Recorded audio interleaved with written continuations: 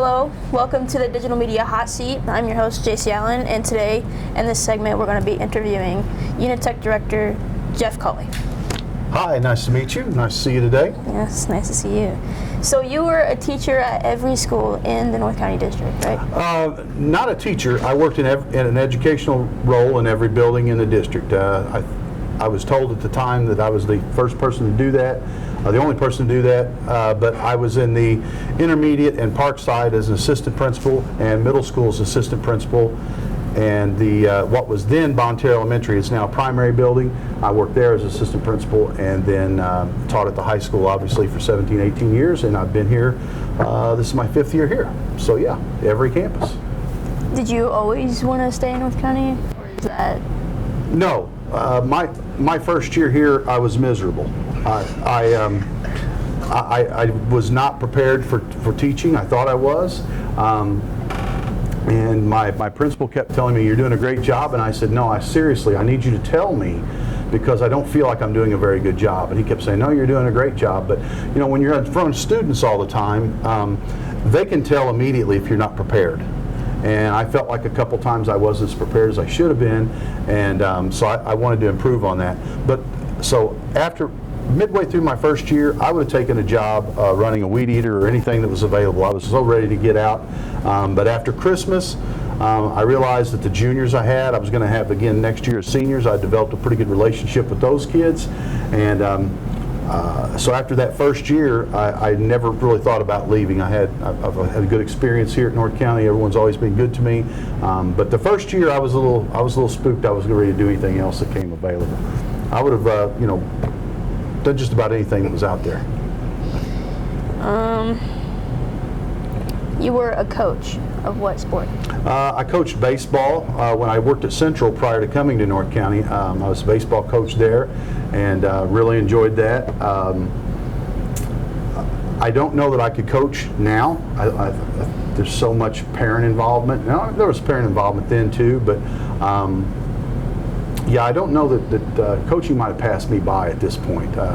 But I really enjoyed when I was coaching, and I still enjoy being around sports and being around students and athletes. But I don't know if there'll be a whole lot of coaching in my retirement. What do you plan on doing in retirement? I plan on, I'm going to travel some. I've got some other business that I've always had, businesses that my wife and I have, and so I'm going to stay busy with some of that stuff. And I'm not going to rule out, getting an additional job. I don't want anything that's going to work. I don't really want a job. I don't really want to have a boss. So if I can find something that fits into that category, I might be game for doing some work. But I'm not going to be out and look at advocating for myself to get a full-time job. I don't think I want to do that. But I do want to spend some time traveling. I like to scuba dive. I like to do a lot of outside stuff. I like to kayak and stuff like that. We love the Arizona area. We love California. Just really got kind of interested in the Florida area only because we've taken a lot of cruises out of Florida, and we spent some time down there most recently in the last 4 or 5 years. So I might spend a little more time down there. I'm going there in a couple weeks actually, so I'm excited about that first trip. How many places have you visited? I don't know. I've been to probably almost all the islands in the Caribbean. I think I've been to 38 states, and I'll probably do the other 12 now that I'm retired. 13 if we for some reason do something crazy, try to make Canada a state, but then I'd have to do 13 states. But I will. There are some of those I really don't want to see, but I'll probably go just to kind of check them off the list. What do you do in your spare time? Like I said, if I've got spare time that's long periods of time, I like to travel. I like to camp. I got a camper. I like to do that kind of stuff. Shorter periods of time, like just in the evenings and stuff, I like to work outside. I'm one of those few people that I like to mow grass. I like to do stuff like that. So I enjoy working outside. I don't enjoy working inside. and I'm not very good at it. So I'm really not an inside working person, at the house anyway. You were an athlete? You said were. Are you still an athlete? No, I don't. I think that it depends on what you say an athlete is, because some things I consider to be really sports and some things I consider to be games. And this is going to make some people mad, but I don't necessarily consider golf a sport. And the reason I don't consider golf a sport, because I think anything that a 75-year-old man can beat me at is probably not a sport. So I struggle with golf a little bit. I struggle a little bit with soccer, even though my kids played soccer, only because anything you can teach a 4-year-old to do, I don't know how much of a sport that is. So I'll make the soccer people mad too. But I like watching it. It's enjoyable. I don't like playing it. There's way too much running in soccer for me. They are athletes, I will say that for sure. Did you watch the Super Bowl? I did watch the Super Bowl. Who were you rooting for? I am not a Chiefs guy. Again, I'm making more people mad. I think there's way too many penalties in games. My buddy Scott said that the worst thing that happened in football was the advent of the new rule, roughing the Patrick. And so I'm not really a Chiefs guy, but I did watch the Super Bowl. So yes, this year my team finally won. Yes. What's your favorite team? My favorite team is the Chicago Bears.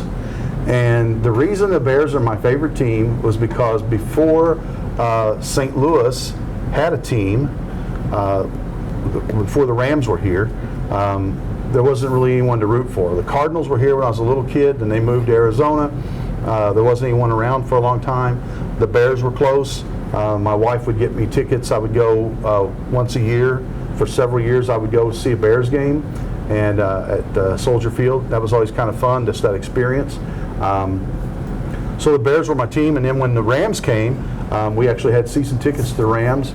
And so that was fun. We would go, and it was my first real experience seeing football indoors, because I'd spent most of my time seeing the Bears in Chicago, and if it was 20 degrees here, it was -5 in Chicago, so it was brutally cold. And it was so nice to go to the Rams games and sit there in the seats, and it'd be 70 degrees year round. And so when the Rams left, I went back to being a Bears fan. I was at Kurt Warner's very first football game, not because it was Kurt Warner, but because Kyle Richardson was the punter. He was a Farmington graduate. He was the punter for the Baltimore Ravens, and myself and Greg Noble and Kevin Thurman, we wanted to go see him play, so we went. It ended up being a historic game. It was Warner's first game in the NFL, and Rams went on their way to a big season that year, so it was a lot of fun to be able to be part of that. How long have you known your wife? Since we will be married 30 years in October, and we've been together 32 years. And great 32 years. She would probably tell you it felt like 62 years. But, and at times I'm sure it did for her. But no, so I've known her. She's not from around here. She's from Ohio originally, which is another place that's miserably cold all the time. So we don't go back to Ohio very often. Most of her family now there is deceased, so we don't really have a whole lot of reason to go back. Ohio's not a place you just pick on a map and say, for vacation, let's go to Ohio. So we don't normally spend much time there anymore. How many kids do you have? So I have 4 kids. I have, my wife had 3 kids when we were married, and then we had a son. But I consider all 4 of them, they've been with me since they were little, so I've got 4 kids. I'm proud of all of them. They're all college graduates, and all hard workers, and been very successful. The 2 oldest boys went into the Marine Corps right out of high school, served overseas, and so they came back and went into engineering and securities and did really well. And my daughter is a dental hygienist, and she's looking into doing some things maybe with her own business. Our son's a finance guy, super smart guy, and he was the first student. He graduated at North County he graduated at Mac before he graduated North County. We've had several that graduated at the same time, but he had taken some classes online through Mizzou and some other things, so he actually got his diploma at Mac. So he graduated with a master's at 21 years old, I think, when he'd already had his master's, so had an MBA. So pretty proud of all of them. How old are they? Oh man, Jeffrey is 30, Brittany is 37. Yeah, I think 37. The boys are 40 and 41, 42. And those, give or take a year or two here or there. How did you and your wife meet? We met, I was home from college, and I was working myself and Mr. Samples, who used to work here at North County. Now he's the superintendent at Caledonia. I had an umpiring crew, and Mr. Samples was on my crew, and there were several of us, and we went around and umpired ball games. That was kind of my summer thing, along with mowing grass. And she was divorced, and one of her sons was playing, so I just kind of met her through baseball's opened a lot of doors for me, and that was probably the best one that it's opened. So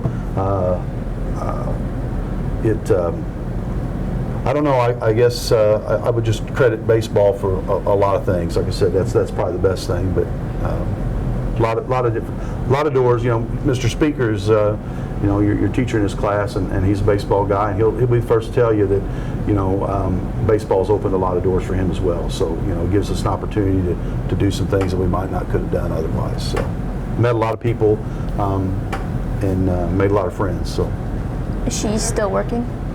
yes, she still works. She is. I would like for her to retire. She is the CEO and founder of Upward Smiles Dental Clinics. There are 3 clinics now. There's one in Festus, or it's 2 in Festus, and one in Farmington. It's actually in Park Hills, but it's a Farmington address. So, but she has taken that. This is the first nonprofit dental children's clinic in the state of Missouri, and has grown that into. It went from something that she and I funded the first several months by ourselves out of pocket, to something now that has, I think she's got 35 employees. So really proud of her, but she's very hands-on with her business, and has high expectations of employees.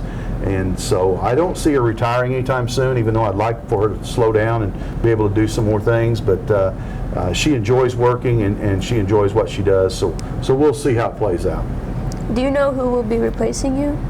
I don't at this point. They interviewed some folks last week, or this week, I think, and I think they're going to let the candidates know on this Friday, tomorrow, and then the board meets next Thursday. They'll make that, the administrators will make that decision, and then the board will vote on it. And I'm confident that they'll get somebody in here that can do a good job. And I made the board aware, and our superintendent's aware, that I don't plan on moving anywhere right now. I plan on being in the area, so I'll be available to help out if they're going to be questions. This building's different than any other in education, because it's so much technical and vocational skills that are being addressed, and equipment and finance and things like that. It's hard for someone to just walk in and understand how to do that.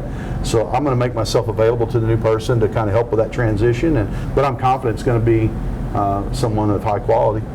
What would you say the requirements are to become the UniTec director? That's a great question. Yeah. I think that anyone that's going to be an administrator, to me, it's key that you're a teacher for a good while. Because I'll be honest with you, when I first started in teaching, I thought that back then you had to teach 3 years before you could be in administration. And I really thought, I'm only going to teach 3 years, and then I'm going to go straight into administration. I'm so glad I didn't do that. Number one, I don't think anyone should be in administration for 27 years. But the other part is, I really enjoyed being a classroom teacher. And I think if you really enjoy being a classroom teacher, you see what good teaching looks like. And So as an administrator, when you start coming in to those buildings and you start going in those classrooms, for instance, I don't know a whole lot about what goes on in this classroom as far as all the technical stuff, all the equipment, all the recording, the dubbing. I don't know much of that, but I do know what good teaching looks like. And I can come in here and tell on a daily basis, based on what you guys are doing, that Mr. Speaker's doing a great job in here. And so that's what I evaluate, the job that he's doing. And so I think that me being a teacher was the greatest asset. I think community relationships. So I think building relationships with your community members and your stakeholders is super important. Having some finance background has been really beneficial for me. But it really comes down to being an administrator is no different than being a teacher, in the fact that the main thing that I tell new teachers is if you develop relationships with your students will work hard for you. They will respect you, they'll work hard for you. In some cases they might even like you. Okay? Same thing for an administrator. If you work hard for your people and you show them respect and you build those positive relationships with them, they will work hard for you as a teacher. And I said in an email to this staff before I left, this is the hardest working group of people and the most helpful group of people that I've worked with in any building, from top to bottom. No one in this building goes without. If someone has a problem or has a piece of equipment they can't use, there's always someone else to help them. And that's really what this building is about. Out of all the programs that are in UniTec, which one do you think you could do? I couldn't do? No, could. Oh, I could? Yes. Oh, I think I could do several of them. I think that maybe a better question is the ones I couldn't do. I don't know that I could do, robotics is pretty difficult. I don't like the coding portion of it. I don't like sitting in front of a computer all the time. I think I could do this with some help from Mr. Speaker. I think that I could learn how to do what you guys are doing because I enjoy this. I don't enjoy the coding part. There are people that love that. My oldest son, he makes a whole lot more money than I do doing that exact thing, but it's just not for me. So that's one I couldn't do. I think if I had to move out of here and do something different that's in this building, it would probably be construction related. Construction or electrical is probably what I would do. Not that I can do electrical either, but I could learn.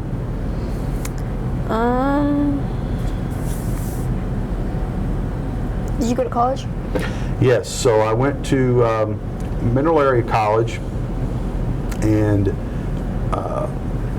when I graduated high school, and I'm sure Mac probably still has something similar, but when I graduated high school, you could take up to 9 hours of college credit in the summer for free if you graduated college in one of the local colleges. So what I decided to do was a buddy of mine and myself, we decided that we were going to take advantage of those classes, and we were going to, there weren't any online classes. This is back when you had to really go to school.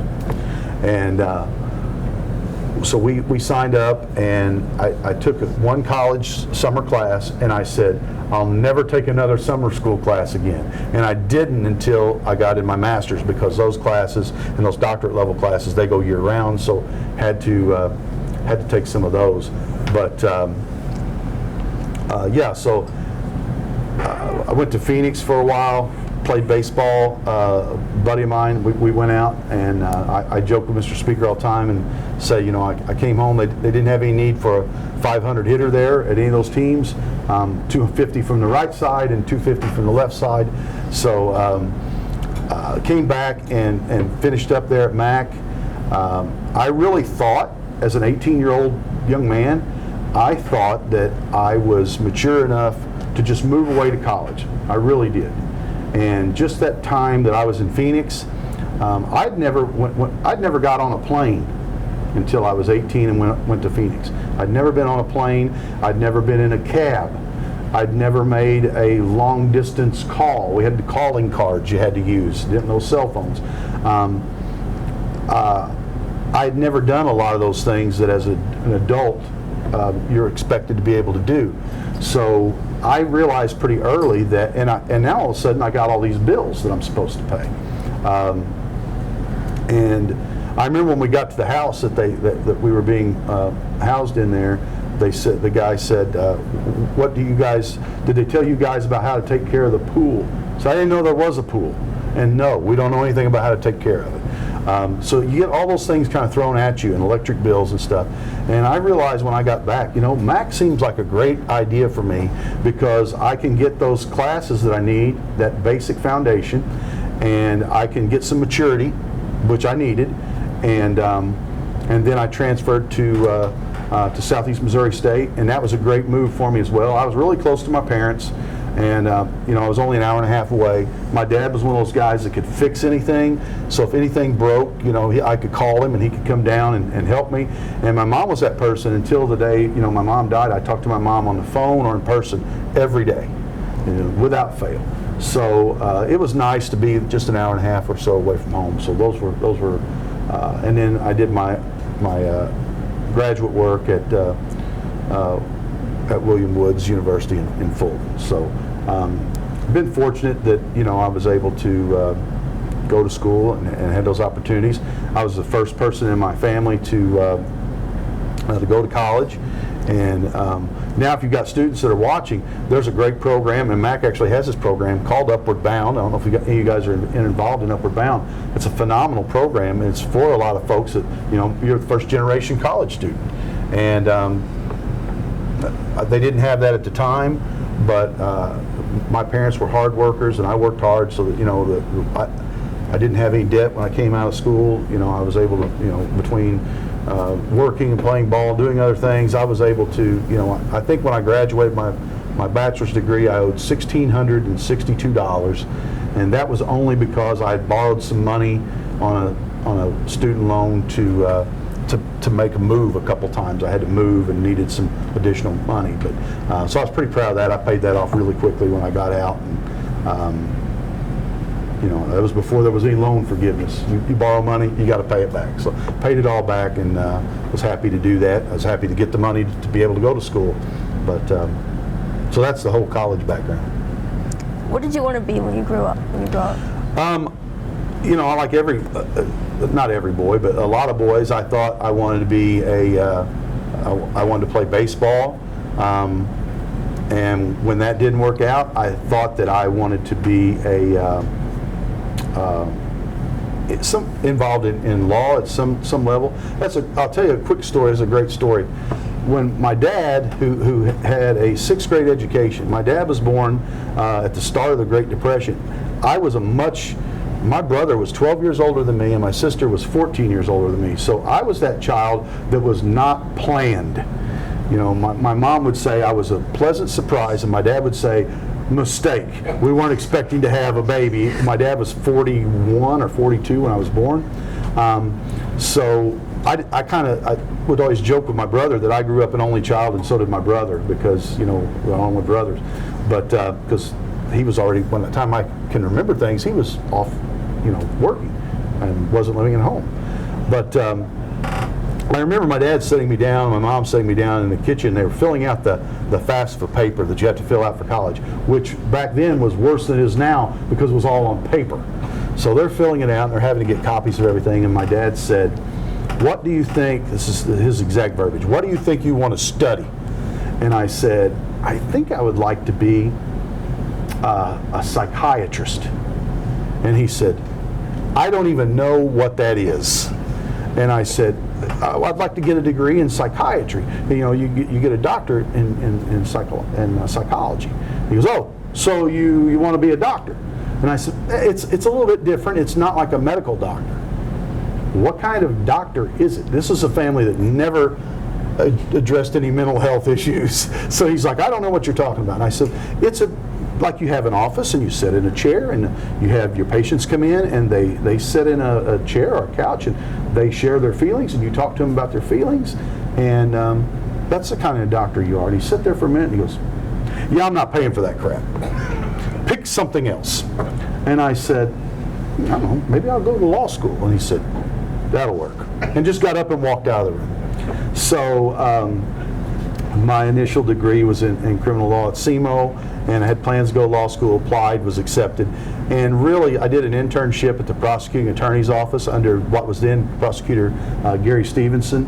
And I loved being over there, but I could tell it wasn't going to be for me.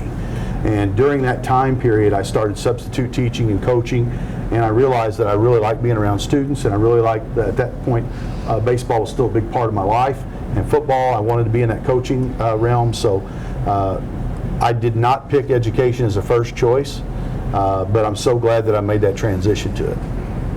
Do you read books? Yes, so I don't read now as much as I should, and I probably will read more. I'll be honest, I'm a little spoiled with, I've got that Audible app, audible.com, so I listen to some audio books, like when I'm walking the dog in the mornings and stuff like that, or if I'm on a long drive. But I taught English, and I taught a lot of novels, but I taught them differently every year. And I tell my teachers here at UniTec all the time that there are two types of teachers. There are teachers that teach 30 years, and there are teachers that teach 1 year 30 times. And I never wanted to be that.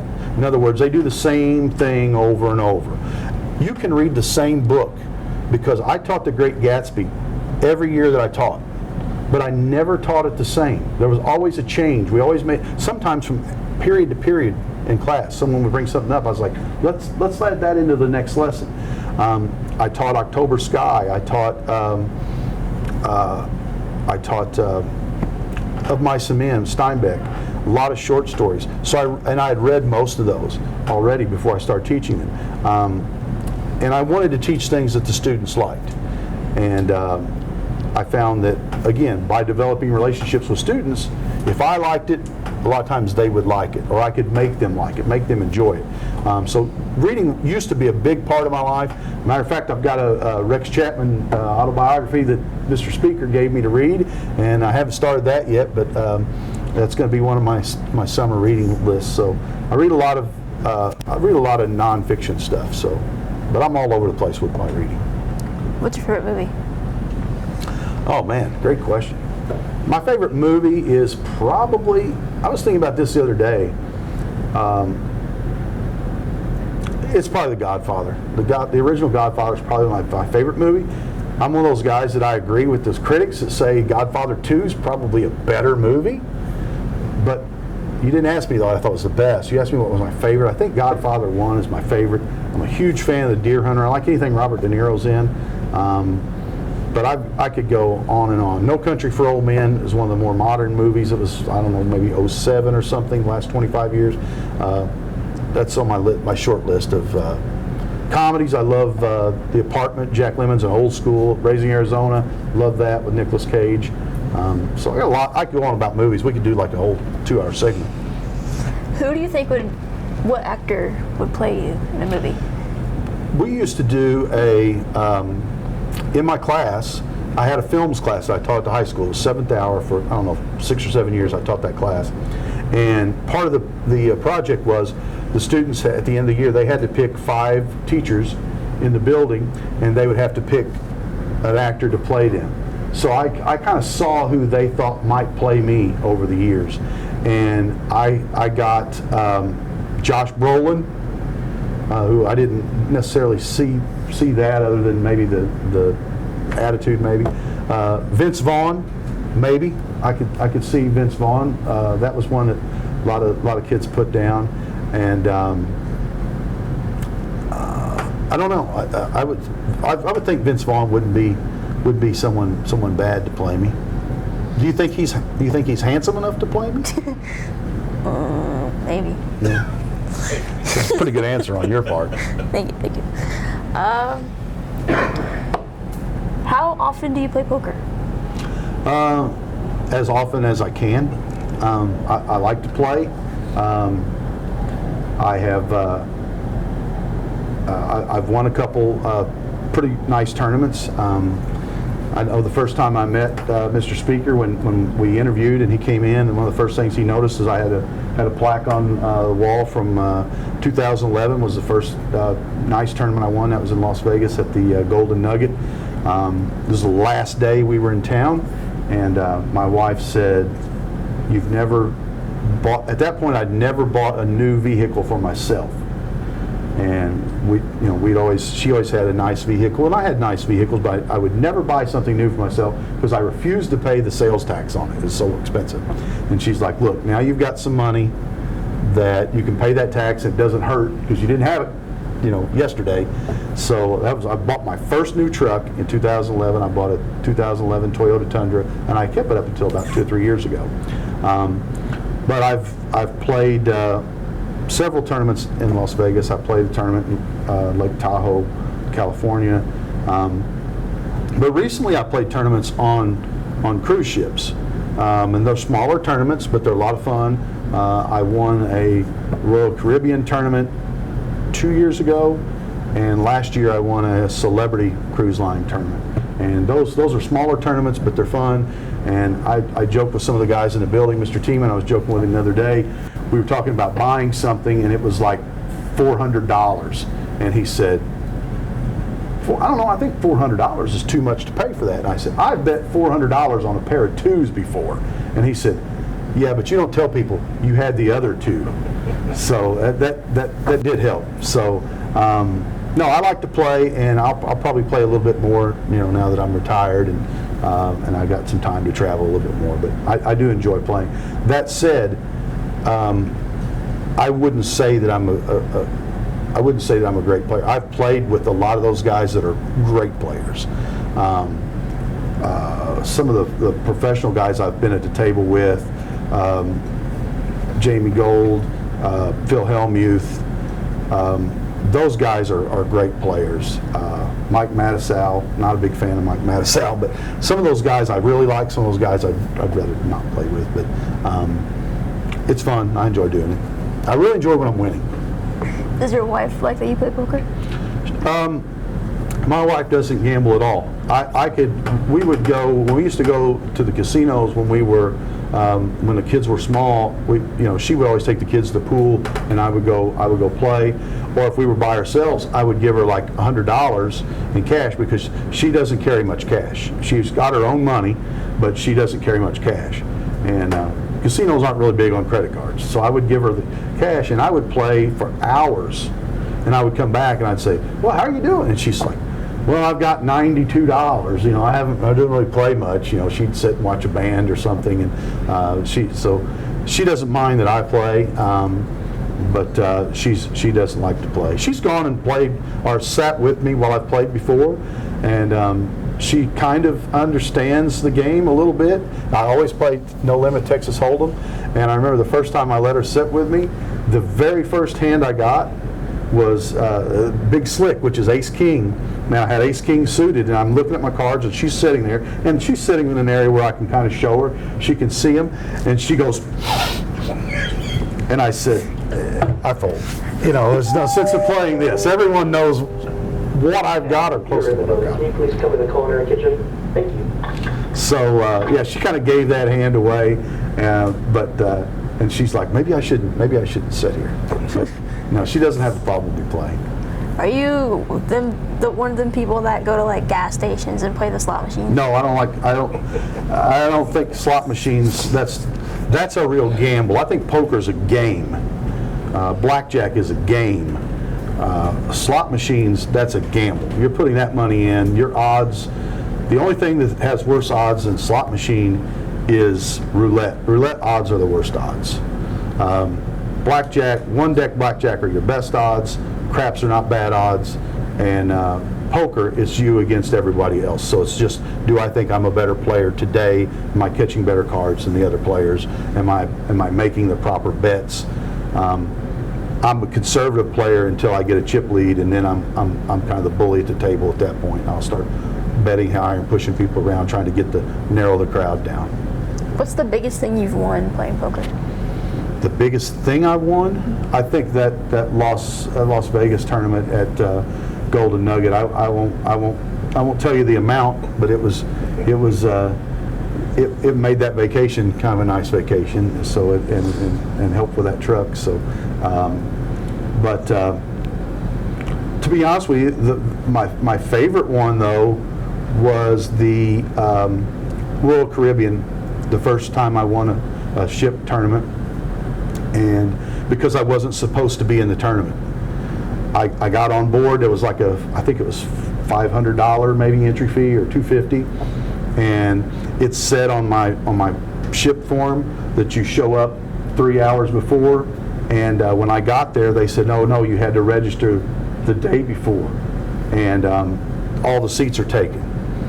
And while I'm standing there, it's getting ready to start, someone had an accident on the ship, and they were in the medical portion of the ship, and they made an all call for anyone who had this certain blood type.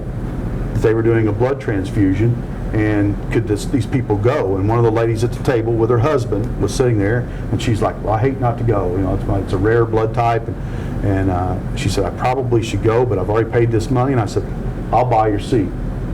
I'll give your money back, and I'll take your seat. So that's what happened. But to really make that story go full circle, the night before, we were at a game show on the ship. They have a lot of game shows, and it was a Name That Tune game show. And you were supposed to be able to pick your genre, like 60s, 70s, 80s music, 90s, 2000. So I'm picking the stuff that's in my wheelhouse, the 70s and 80s music, and maybe some of the 60s stuff I know, but I kind of tuned out of music in the late 90s, and I listened to nothing modern. So it came down to like 3 of us. They narrowed it down, and I was having a great time with it, and my wife was laughing because the stuff I didn't know was when it would come to me and I didn't get a choice, they would always play something that was Spice Girls. And I'm like, I don't know Spice Girls. I have no idea what it is. So what knocked me out were 3 Spice Girl questions. And I was like, I just don't know Spice Girls. So a lot of people on the ship saw that. It was kind of a funny thing. Everybody enjoyed it. So I'm playing poker the next day. The lady goes, and she waits in line to give blood, and she comes back, and they didn't take her. She's gone a long time. It's called a sit and go tournament. They're short ones, so you can get through them in about 3-4 hours.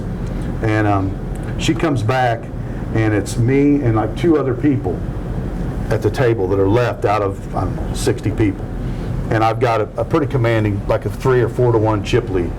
And she looks at her husband and says, great, I went to give blood, I didn't even get to give blood, and the Spice Girl guy is going to win this tournament.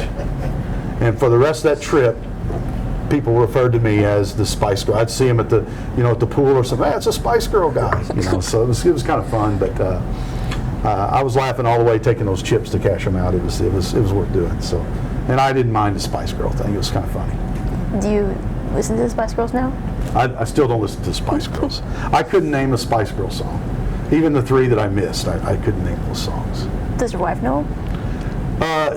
When I got back, she's like, she's at the table, and I got back, she's like, how could you not know that was the Spice Girls? It's on the radio all the time. I was like, I can't even tell you last time I listened to the radio. Like, I listen to my phone and music. I don't have any Spice Girl songs on my phone.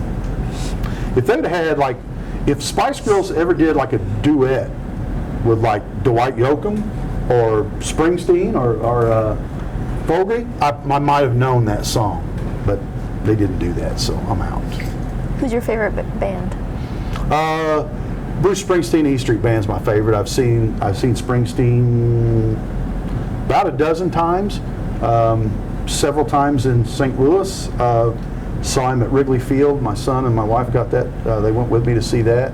My wife and I saw him in Phoenix at Talking Stick Casino in Phoenix. We went to see that concert, and then the one I missed was the Las Vegas concert. And the reason I missed that concert was because I was nice enough to allow your instructor, Mr. Speaker, to have time off at the end of the year because he had Springsteen tickets in Vegas, so he got to go see him, and I did not get to make that trip. But I've seen him plenty of times, and my wife's gone several times, my son's gone once, my buddy Brian McNamara's gone several times with me, my wives have gone, so it's my favorite, but I've seen several concerts. I like the Eagles real well, so I like a lot of, and I like country music. I like a lot of different music, but not Spice Girls.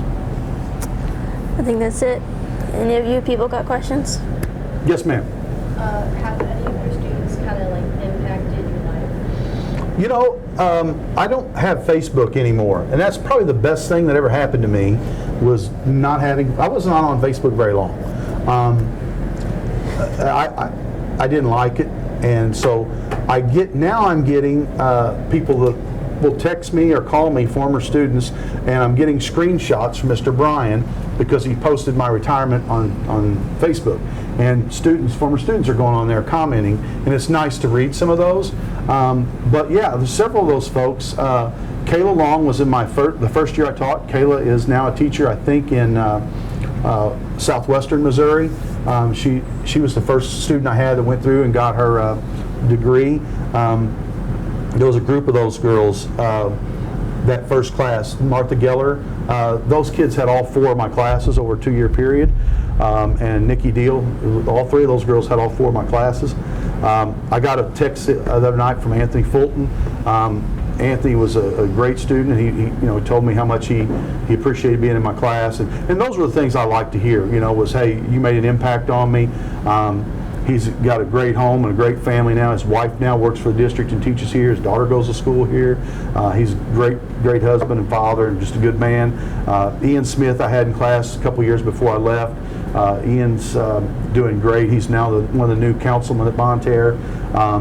So a lot of, I could name 20 from every year I taught. I really could, because I still remember names and faces. So yeah, that's a good question. I do stay in touch with a lot of those students, and I'm thankful for those relationships.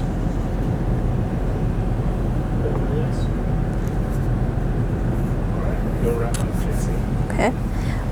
Thank you for letting me interview you today. I'm Jaycee Allen, and this was the interview with Jeff Cauley. Thank you. It's nice to have you. Thanks for doing this. Yes. Hey, she did a good job.